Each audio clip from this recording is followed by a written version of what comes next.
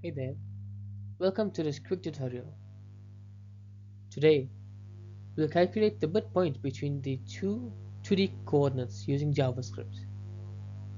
This is especially useful in graphics, geometry, and game development.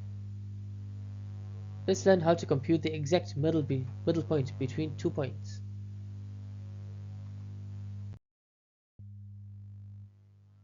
The midpoint is found by averaging each corresponding coordinate.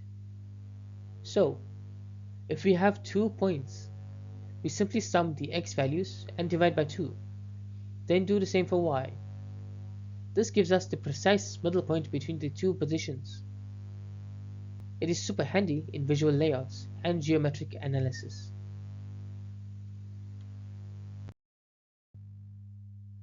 We use array destructuring to pull out the individual x and y values from each point.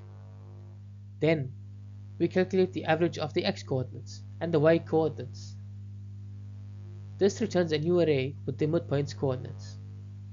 It is efficient and readable in just one line.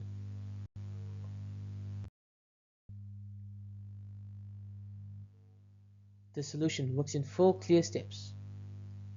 We extract the coordinates, calculate both midpoints, and return the result. It is mathematically sound and uses JavaScript's array capabilities elegantly. Let's go over a few real-world examples. These examples show how the formula adapts to both positive and negative values. You can use decimals too. JavaScript handles them just fine, whether you're aligning UI elements or solving geometry problems. This logic is flexible and reliable. Midpoints appear in many programming contexts.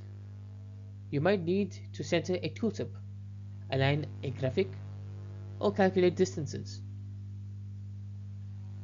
Knowing how to get this value can streamline a lot of your layout logic. Let's summarize what we've learned today. And that's a wrap on calculating midpoints in JavaScript.